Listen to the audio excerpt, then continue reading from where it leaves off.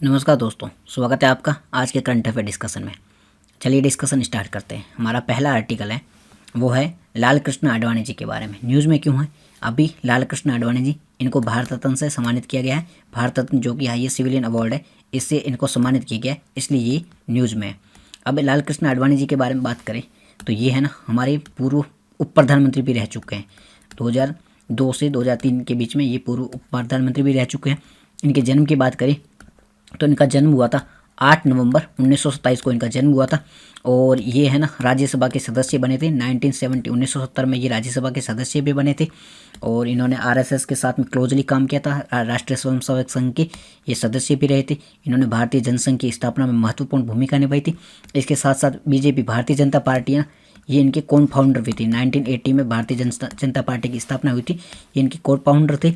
और साथ ही साथ में जो आज जिस स्थिति में बीजेपी है ना, ज़्यादातर राज्यों में बीजेपी की सरकार है, सेंट्रल में इनकी सरकार है, तो ये इनकी बहुत बड़ी देन है। इन्होंने बहुत बड़ा इनके लिए योगदान है।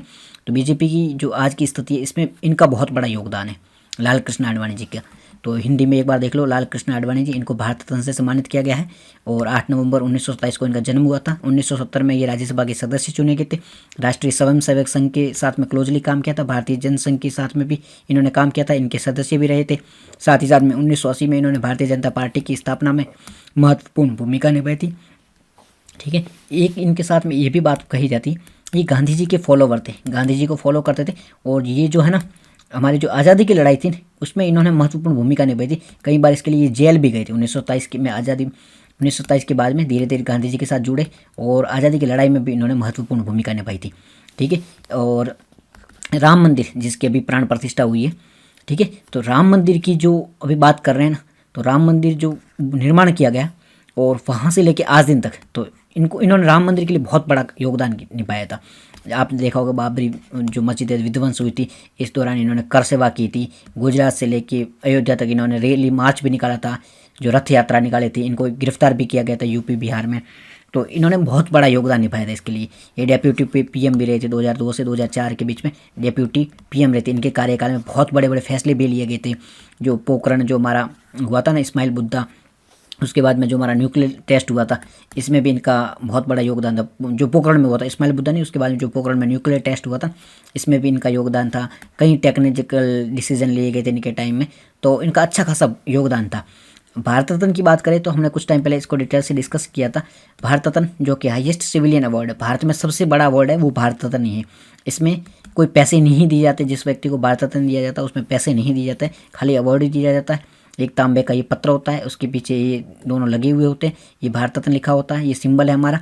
ठीक है, ये अवार्ड दिया जाता है। जिस व्यक्ति को दिया जाता है वो आगे और पीछे, नाम के पीछे और आगे, जैसे आपको मिला है तो आप अपना यहाँ पे नाम लिख सकते हो और आगे पीछे इसका यूज़ नहीं कर सकते हो भारत रत्न का। बिकॉज कि ये जो हमारा जो आर्टिकल है ना, उपाधियों का अंत, जो संविधान का आर्टिकल 18 है, उसका ये खिलाफ हो जाता है। तो उपाधियों के अंत है ना, आप टाइटल का यूज़ नहीं कर सकते हो। हमारे आर्टिकल में ऐसा लिखा है, तो ये भारत रत्न का भी आप यूज़ नहीं कर सकते हो। ठीक है, आज तक किन किन को मिला है हमने कुछ दिन पहले डिटेल में देखा था, आप वो आर्टिकल देख सकते हो। ठीक है, चलते हैं हमारे नेक्स्ट आर्टिकल की। और हमारा जो नेक्स्ट आर्टिकल है वो है वन डिस्ट्रिक्ट वन प्रोडक्ट संपर्क इवेंट के बारे में। न्यूज़ में क्यों है? अभी department for promotional of industry and internal trade, DPIIT ने इस प्रोग्राम को होस्ट किया, इस प्रोग्राम को लॉन्च किया, इसलिए ये न्यूज़ में DPIIT ने इस प्रोग्राम को, इवेंट को होस्ट किया था, इसलिए ये न्यूज़ में। इस प्रोग्राम में क्या होगा, हर कोई जिला है ना, जितने भी राज्य है, उसमें हर जिले में कोई ना कोई ऐसी चीज़ होगी जो बहुत खास है, उसका एक्सपोर्ट किया जा सकता है। साथ ही साथ में हर जिले की कोई विशेष स्टोरी होगी, उसमें कुछ ना कुछ विशेष चीज़ होगी जिसको आप लोगों को बता सकते हो और नेशनल और इंटरनेशनल लेवल पर उस चीज़ को उजागर कर सकते हो। तो इस प्रोग्राम ये होगा, जितने भी जिले हैं उनको आइडेंटिफाई किया जाएगा, उस जिला में जो जो खास चीज़ें हैं उन चीज़ों को पूरे नेशनल स्तर पर बताया जाएगा, लोगों को अवेयर किया जाएगा उस जिले की उस चीज़ के प्रति। ठीक है, तो इसका मेन इनिशिएटिव यही है कि हर जिले को आगे बढ़ाया जाए, उसकी जो भी खास प्रोडक्ट है उस प्रोडक्ट को आगे बढ़ाकर उस जिले को as a product hub, as a export hub के रूप में बनाया जा सके। तो यही है इसमें करंट इवेंट है, उसमें लोगों को अवेयरनेस लाना उस जिले के प्रति और उसको नेशनल डिस्ट्रिक्ट में प्रसार करने का काम करेगा। इसे कौन करेगा, हेड कौन करेगा? इसे DPIIT, इसकी हेल्प करनी PIB, प्रेस इन्फॉर्मेशन ब्यूरो है, DPIIT की हेल्प करेगा। DPIIT की हेल्प करेगा, कौन करेगा? PIB इसमें DPIIT की हेल्प करेगा। और इसके लिए नोडल मिनिस्ट्री की बात करोगे तो कॉमर्स मिनिस्ट्री है, वो इसके लिए नोडल मिनिस्ट्री की भूमिका निभाएगी।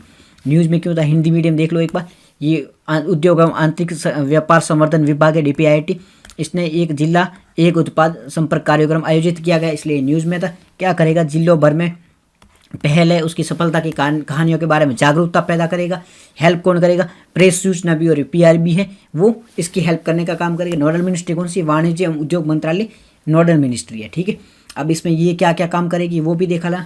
साथ ही साथ में ये है ना, जिस स्कीम की बात करते हैं, 1 डिस्ट्रिक्ट 1 प्रोडक्ट प्रोग्राम है।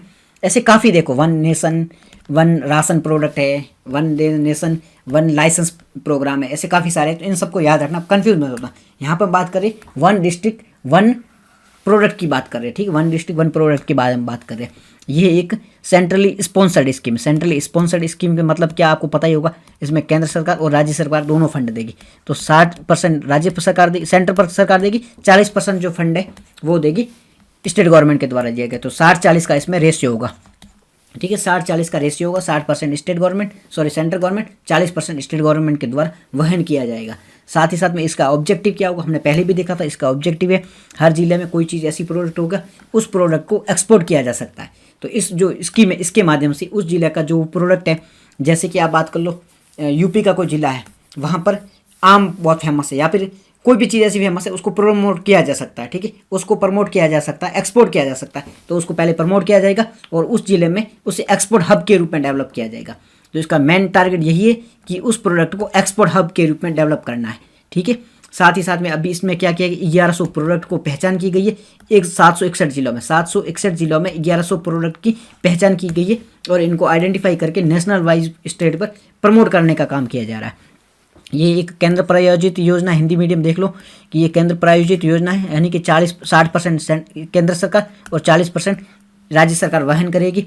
काम किया जाएगा जिले को निर्यात हब के रूप में विकसित करना, जिले को निर्यात केंद्र के रूप में बदलने का काम करेगी। 761 जिलों को और 1100 उत्पादों को पहचान की गई है और उनको आगे बढ़ाने की कोशिश की जा रही है इस स्कीम के तहत। ये पूरी स्कीम इससे समझते। हमारा नेक्स्ट आर्टिकल है वीट ब्लास्ट। एक अभी क्या है न्यूज़ में, क्यों वीट ब्लास्ट, तो दरअसल वीट ब्लास्ट अभी क्या हुआ, कुछ रिसर्चर ने आइडेंटिफाई किया है कि वीट ब्लास्ट एक बीमारी है, इससे है ना 2050 तक गेहूं की उत्पादकता में कमी आ सकती है। तो न्यूज़ कुछ खास है नहीं, हम देख लेते हैं वीट ब्लास्ट के बारे में। वीट ब्लास्ट क्या होती है, वीट ब्लास्ट एक बीमारी, एक डिजीज़ है, ठीक है। इसमें क्या होगा, ये कवक यानी फंगई होती है, उससे होने वाली एक बीमारी है। कवक यानी फंगई से होने वाली बीमारी है। इसमें क्या होगा, गेहूँ होता है ना, गेहूँ की उत्पादकता कम हो जाती है। जैसे कि ये हेल्दी गेहूँ है, इसमें अगर वीट ब्लास्ट हो जाएगा तो धीरे धीरे ये ऊपर वाला गेहूँ खराब हो गया, नीचे वाला सही है, तो धीरे धीरे क्या होगा, गेहूँ की उत्पादकता कम हो। एक सिचुएशन ऐसी आएगी ये पूरी तरह से गेहूँ खराब हो जाएगा। तो वीट ब्लास्ट एक बीमारी है जो कि फंगी यानी कवक से होता है, ठीक है। फंगी यानी कवक से होता है। इसमें क्या होता है, इसमें जो गेहूँ की प्रोडक्टिविटी वो कम हो जाती, तो इसका नाम है वीट ब्लास्ट। तो क्या ये वीट में होता है, ओनली वीट में होता नहीं, ये गेहूँ में भी होता है, ये चावल में भी होता है, ठीक है, ये जौ में भी होता है, तो इन सब में होता है। तो क्या ये ओनली गेहूँ में नहीं, अगर ऐसा क्वेश्चन है ओनली गेहूँ में नहीं होता है, चावल इन सब में भी हो सकता है। इसमें क्या होता है, प्रोडक्टिविटी कम होता है। किससे होता है, फंगी से होता है, कवक से होता है। फंगी का नाम क्या है, फंगी का नाम है प्लांट फंगस मैनग्रोवोथ, ये नाम है, ठीक है। ओजिस, इसका एक बार प्रोनाउंसिएशन तो टफ है। पादप कवक मैग्नापार्थो ओरिज इसका नाम है। तो आप इसका नाम एक बार देख लेना, आपको अगर क्वेश्चन में देखने को मिल जाए तो आप ऐसे याद रख लेना इसको। तो ये इसका नाम है। अब किस किस में हो सकता है, हमने देख लिया कि ये बार्ले में हो सकता है, लोहियम में हो सकता है, राइस हो सकता है, वीट में हो सकता है, ठीक है। स्प्रेड कैसे होता है, फैलता कैसे, एक जगह से दूसरी जगह कैसे फैलता है, तो ये क्या होता है, जिस सीड है वो एक जगह इन्फेक्टेड है, यानी इस सीड को हो चुका है, ये गेहूं का दाना ये इन्फेक्टेड है, ये दूसरी जगह जाएगा तो ये दूसरी जगह को इन्फेक्टेड कर देगा। तो इन्फेक्टेड सीड है वो कर सकता है। क्रॉप रेड्यूस, क्रॉप के पीछे पीछे जो पीछे फसल बच जाती है उसका अवशिष्ट बच जाता है, वो भी फैलने का काम कर सकता है, ठीक है। तो इनके माध्यम से स्प्रेड होता है। इसके लिए टेम्परेचर, क्लाइमेट कैसा होना चाहिए, कैसी क्लाइमेट में ये पनपता है, तो यहाँ पर वार्म एंड ह्यूमिड टेम्परेचर होता है, वहाँ पर ये ज़्यादा फैलता है। वार्म एंड ह्यूमिड टेम्परेचर में ये ज़्यादा फैलता है। हिंदी मीडियम आप एक बार देख लो कि शोधकर्ताओं ने बताया 2050 तक है ना, गेहूँ है उनमें ये दिक्कत आ सकती है, बीमारी।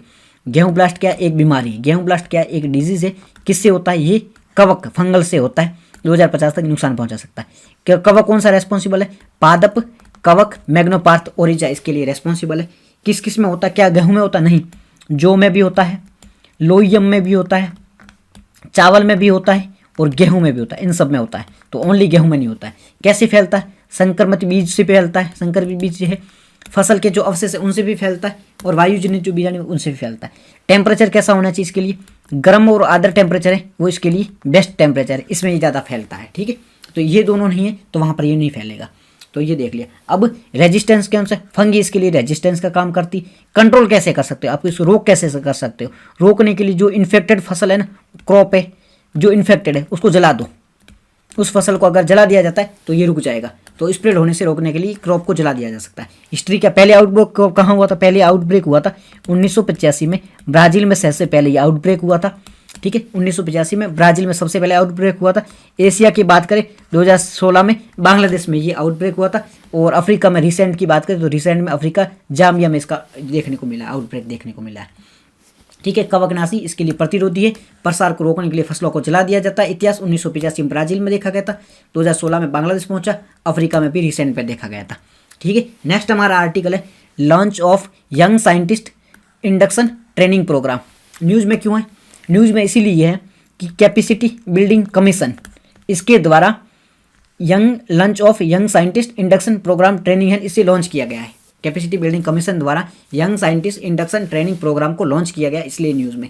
किसकी हेल्प से इन्होंने लॉन्च किया है, तो इन्होंने लॉन्च किया office of the principal scientific और एडवाइजर, इसकी हेल्प से लॉन्च किया गया। कहाँ किया गया, IIM विशाखापट्टनम में लॉन्च किया गया। न्यूज़ समझ में आ गया आपको। न्यूज़ में ये है कि young scientist induction training programme है, इसको कैपेसिटी बिल्डिंग कमीशन के द्वारा लॉन्च किया गया, ये न्यूज़ में। ठीक है, IIM विशाखापट्टनम में इसे लॉन्च किया गया। क्या होगा इसमें, ये क्या काम करेगी, तो देखो पूरे सिविल सर्वेंट वगैरह होते हैं, जो भी साइंटिस्ट वगैरह होते हैं, उससे संबंधित ऐसी प्रकार की स्कीम आती है जहाँ यंग साइंटिस्ट है, यंग सिविल सर्वेंट है, यंग एंटरप्रेन्योर है, उनकी हेल्प के। तो वहाँ पर एम क्या होगा, स्किल डेवलप करना, उनके प्रमोट करना। तो एम आप कॉमन कर देख लो, एम को आपको रटने की जरूरत नहीं कि एम क्या होगा, हर का एम सेम ही होता है दरअसल। या तो स्किल डेवलप कर रही है, या उनको अवेयर करना है, इनको जोड़ना है, उनको आगे बढ़ाना, एम कॉमन ही होता है। तो एम फिक्स है। ठीक है, ये चीज़ इसमें होती है, ज़्यादातर यही होती है, जहाँ ऐसी बातें होती हैं वहाँ पर यही एम होता है, इनका फिक्स ही होता है। हालांकि मिलता कुछ नहीं, बट ये एम लेके बैठे रहते हैं। ठीक है, अब जो इस प्रकार का ये प्रोग्राम है ना, यहाँ पर यंग साइंटिस्ट है उनको आगे बढ़ाया जाएगा, उनमें स्किल डेवलप की जाएगी। ये एक हाइब्रिड प्रोग्राम, हाइब्रिड क्या होगा, इसमें इनके स्किल भी डेवलप की जाएगी और इन्हें आगे बढ़ाने का काम किया जाएगा। नाम मात्र की स्कीम आती है, आप बस रट लिया करो, आपका करंट अफेयर बढ़ता है। बस सारे स्कीम आपको याद नहीं रहेगी, थोड़ा सा याद रखना। यंग साइंटिस्ट नाम के एक प्रोग्राम है, ये कैपेसिटी बिल्डिंग कमीशन है, इसने लॉन्च किया था। ठीक है, एम क्या, एम फिक्स है, आपको रटने की जरूरत नहीं। हाइब्रिड ट्रेनिंग मॉड्यूल है। रोल क्या करेगा, रोल जितनी भी कैपेसिटी है, जितनी मिनिस्ट्री है, उसके अंदर में जो जो डिपार्टमेंट आता है उनको प्रमोट करना, उनके आपस में मीटिंग होती है कैसे होगा, उन सब के बारे में जहाँ से देख रेख करने का काम है इनका। सारा वही कॉमन से समाचार में क्यों था, हिंदी मीडियम देख लिया। हाइब्रिड प्रोग्राम है, विभिन्न जो मंत्रालय वगैरह एजेंसियाँ हैं उनकी वार्षिक क्षमता निर्माण करने की योजना बनाना है। ठीक है, अब इसमें और भी देखने का काम करेगा, किस प्रकार से ये कैपेसिटी बिल्डिंग हो रही है नहीं हो रही है, सिविल सर्विस किस प्रकार से काम कर रहे हैं नहीं कर रहे हैं, वो सारा देखने का काम करेगा। इसके साथ साथ ये इन चीज़ों को ध्यान दे रखा कि सिविल सर्विस की जो सिविल सर्विस है जो, ठीक है, मतलब IAS ऑफिसर वगैरह है, वो अच्छे से काम कर रहे हैं नहीं कर रहे हैं, तो उनके लिए रूल कौन बनाएगा, वो भी रूल बनाने के लिए ये काम करेगा। CBC के बात करें, ठीक है, CBC के बारे में बात करें, अभी यहाँ पे हमने देखा था ना सम कंट्रोलर बोर्ड, ये कैपेसिटी बिल्डिंग कमीशन, तो ये CBC है ना। CBC एक इंडिपेंडेंट ऑर्गेनाइजेशन है, CBC controller board and capacity building commission, ये एक इंडिपेंडेंट बॉडी है जो कि इंडिपेंडेंटली काम करती है। इसमें 3 मेंबर होते हैं। ठीक है, 3 सेक्रेटरीट IAS ऑफिसर होते हैं जो कि काम करते हैं इससे संबंधित। ठीक है, ये हमने CBC के बारे में देख लिया। अब इस मिशन की बात हुई तो मिशन कर्मयोगी को पे देख सकते हैं। मिशन कर्मयोगी में क्या होगा, मिशन कर्मयोगी लाया गया था, सिविल सर्विस होते हैं, सिविल सर्वेंट होते हैं, उनकी कैपेसिटी बिल्डिंग करने के लिए, सिविल सर्वेंट की कैपेसिटी बिल्डिंग करने के लिए इस मिशन को लाया गया था। National programme for civil servant capacity building करने के लिए मिशन कर्मयोगी लाया गया था। इसमें क्या होगा, हमारे प्रधानमंत्री जी वो कोई स्कीम चलाते हैं, कहाँ चलाते हैं, राज्यों में। अब राज्यों में स्कीम सही से काम कर रही है कि नहीं कर रही है, उसकी देख रेख कौन करेगा, सिविल सर्वेंट करते हैं। अब सिविल सर्वेंट अच्छे से कैपेसिटी ट्रेनिंग होगी, अच्छे से ट्रेन होंगे तभी वो काम कर पाएंगे। तो इनको ट्रेन करने के लिए ये प्रधानमंत्री जी एक कमेटी बनाते हैं। इसमें कौन होता है, कैपेसिटी बिल्डिंग कमीशन होते हैं, स्पेशल पर्पज व्हीकल होते हैं, कैबिनेट सेक्रेटरिएट होते हैं और प्रधानमंत्री जी होते हैं। प्रधानमंत्री जी इनको हेड करते हैं और कैबिनेट सेक्रेटरिएट होता है ना, कैबिनेट सेक्रेटरिएट जैसे ऊपर प्रधानमंत्री जी बैठे, इसके नीचे कैबिनेट सेक्रेटरिएट जो कि IAS ऑफिसर होता है। ठीक है, वो यहाँ पे बैठते हैं, वो जोड़ता है, किससे जोड़ता है, यहाँ पर दूसरे IAS ऑफिसर जो भी जिले में काम कर रहे हैं, जिनकी निर्माण करना है, जिनको कैपेसिटी बिल्डिंग करनी है, वो यहाँ पे बैठते हैं, इन दोनों को जोड़ता है। और ये क्या करता है, कैपेसिटी बिल्डिंग कमीशन पूरी देख रेख करता है और स्पेशल पर्पज व्हीकल होता है, ये कैसे कनेक्ट करेंगे इन सब के बारे में ध्यान रखता है। तो ये पूरा पर्पज है मिशन कर्मयोगी का। मिशन कर्मयोगी सिविल सर्वेंट की कैपेसिटी बिल्डिंग के लिए है। फॉर्म क्या होता है, प्रधानमंत्री जी हेड करते हैं कि इसमें कैबिनेट सेक्रेटरी होता है, कैपेसिटी बिल्डिंग कमीशन और स्पेशल पर्पज व्हीकल भी होता है, ये सबका रोल होता है। ठीक है, तो ये पूरा आर्टिकल इससे संबंधित देख लिए। चलते हैं हमारे नेक्स्ट आर्टिकल की ओर। हमारा जो नेक्स्ट आर्टिकल है वो तलबीरा थर्मल पावर प्रोजेक्ट के बारे में। न्यूज़ में क्यों है, अभी प्रधानमंत्री जी द्वारा इसे इनोग्रेट किया गया है। नईवेली लिग्नाइट कॉर्पोरेशन इंडिया लिमिटेड है, इसकी फंक्शन को तलबीरा थर्मल पावर प्रोजेक्ट के रूप में लॉन्च किया गया है, इसलिए ये न्यूज़ में। क्या इसकी क्या खासियत है, खासियत तो ये कैपेसिटी बिल्डिंग होगी 2400 की, याद मत रखना, डेटा आपको याद रखना नहीं, कितने मेगावाट जनरेट करेगा इतना आपको याद रखना नहीं है। ठीक है, खासियत देख लेते हैं। फीचर की बात करें तो ये चीज़ें आप छोड़ दो, इनको याद मत रखो, इतना पूछता नहीं UPSC। आपको क्या याद रखना, फीचर एक तो super critical thermal power project है। Super critical thermal power project मतलब जो आज तक थे ना, वो जो कर रहे थे उससे 3 गुना ज़्यादा ये कैपेसिटी बिल्डिंग है। इतने 3 गुना ज़्यादा ये जनरेट कर सकता है। आज जो भी थे, जैसे हमने पहला पावर प्रोजेक्ट बनाया गया था थर्मल पावर प्रोजेक्ट, वो 800 मेगावाट बनाता था, बट ये है यानी 8 गुणा 3, 8 के 3 मल्टीपल में बना सकता है। ठीक है, 3200 मेगावाट ये जनरेट कर सकता है। तो 3 मल्टीपल 800 टाइम ये मेगावाट जनरेट कर सकता है। तो super critical thermal power project है। साथ ही साथ ये क्या करेगा, ये जहाँ पर जैसे कि यहाँ पर कोल निकल रहा है उसके पास में बनाया गया इसे। पहले क्या होता था, पहले यहाँ पर कोल है और यहाँ जैसे मुंबई में कोल मिल रहा है और इससे बनाया कहाँ जा रहा है, दिल्ली में बनाया जा रहा है। इतना डेफिसिट, दूरी बहुत ज़्यादा थी, तो यहाँ से कोल लाया जाएगा मुंबई से दिल्ली में, तो एक तो ट्रांसपोर्टेशन का खर्चा बढ़ेगा, साथ ही साथ में कार्बन फुटप्रिंट बढ़ेगा। कैसे बढ़ेंगे, यहाँ से जो ट्रांसपोर्टेशन आ रहा है उसका धुआं वगैरह नहीं होगा, तो ट्रांसपोर्टेशन का खर्चा बढ़ेगा, साथ में कार्बन फुटप्रिंट भी बढ़ेगा। अब क्या, जहाँ पर कोल मिल रहा है, जैसे मुंबई में कोल मिल रहा है उसके पास में ये खोला जाएगा, तो इससे बेनिफिट क्या होगा, एक तो खर्चा कम होगा, एक जो कार्बन फुटप्रिंट है वो भी कम होंगे। ठीक है, तो इसमें कैपेसिटिव कोल के काम किया जाएगा। इसमें पिट हेड पावर स्टेशन का यूज किया, जहाँ पर ये मिल रहा है उसी का यूज किया जाएगा। महत्व क्या होगा, कार्बन फुटप्रिंट कम होंगे, साथ ही साथ में एफिशिएंसी ज़्यादा होगी, जो फुटप्रिंट वगैरह उसे रिड्यूस भी किया जाएगा। ठीक है, ये देख लो 800 गुणा 3 mega ultra volt thermal power plant है, हीट पिट पावर हेड है, मतलब जहाँ पर ये खोला जा रहा है वहीं पर ये, जहाँ पे कोल ब्लॉक है जैसे कि पश्चिम बंगाल वगैरह है, ठीक है, झारखंड वगैरह, वहाँ पर कोल के ब्लॉक बहुत ज़्यादा है, तो उनके आसपास ये खोला जाएगा। तो ये है, प्रतिशत में वृद्धि होगी, कार्बन फुटप्रिंट कम होंगे, दक्षता बढ़ेगी, इनकी एफिशिएंसी बढ़ेगी। तो ये पूरा आर्टिकल इनसे समझते हैं। अब आप कुछ होमवर्क में क्वेश्चन देख लेना, ये 4 इनके बारे में देख के आना। उसके अलावा ये सर्विकल कैंसर के बारे में था, हमने कल देखना था, तो ये वायरल डिजीज है, तो पहला हमारा फॉल्स होगा। दूसरा जो भी पूछा गया ये भी फॉल्स है, तीसरा भी फॉल्स है, तो तीनों फॉल्स आप देख लेना। उसके बाद में होमवर्क ये आपको देख के आना है, ये आपको देख के आना है।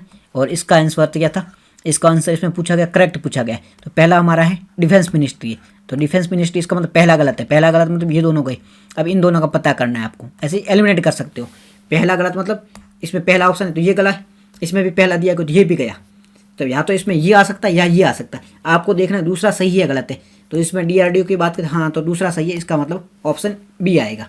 ठीक है, ये देख लो आप, दूसरा सही है तो ऑप्शन बी है।